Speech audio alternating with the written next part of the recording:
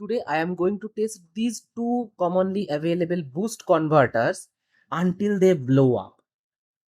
I am going to test their maximum power delivery capacity as well as their electrical characteristics and power quality by using an oscilloscope. The first one is a 400 watt boost module. It is advertised as 400 watt, but today we will put it to the test. It is controlled by a TL494C controller, and it has HY8290 MOSFETs, which are 2 in number. If you search 400 watt boost converter, you can easily find this in Google. And this is our second module. It features an aluminum shell, 2 MOSFETs. It is controlled by a FP5139 IC.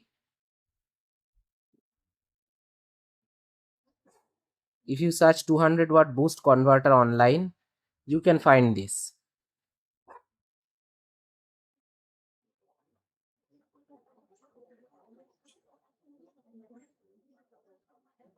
It also says it has input voltage of 6 to 35 volt DC and output of 6 to 55 volt DC.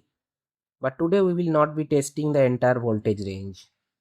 Today we will be testing the maximum power delivery capacity by using these two brutal halogen lamps. Each has 100 watt capacity, and we will be using this battery. First I will charge my battery using my DIY lithium polymer balance charger. I will show you in another video how to build this balance charger. So first we will put the output voltage to 25 volts. I will be using a SW3518 charger. At 27 watts I am getting a peak to peak ripple of about 250 millivolts, and at 50 watts of charging I am getting 400 millivolts.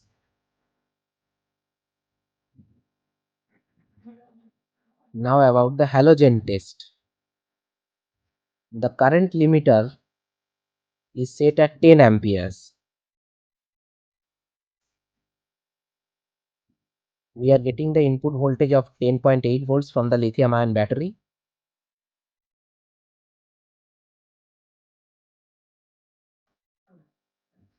And the current is limited at 10 amps. So, and we are getting a peak to peak voltage of about 1 volts, which is quite high.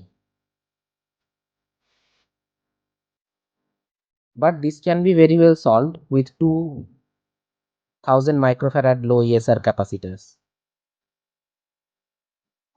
Right now I am increasing the potentiometer to increase the maximum available current. The maximum current as advertised in the specifications is 15 amps, and yes, I am getting 15 amps. The MOSFET temperatures are about 80 degrees Celsius at maximum power, and at maximum power I am getting a peak to peak ripple of about 1.3 volts, which is quite high, but it is very common for this kind of rugged industrial power supplies. Now we will test the 200 watt module. First, the mobile charging. The mobile is charging at 55 watts. The ripple voltage is, peak to peak ripple is 450 millivolts, which is marginally higher than the 400 watt boost module.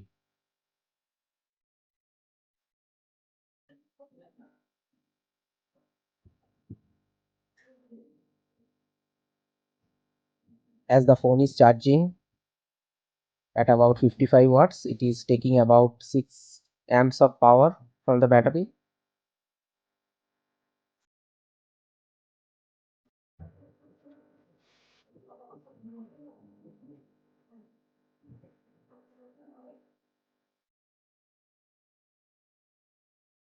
Now let's put it to the real test. Oh, it immediately blew up. Let's look it again.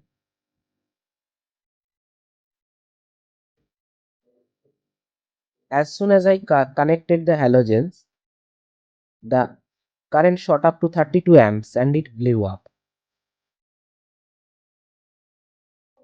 The output voltage is now only 1 volts. So it seems the power stage has shorted.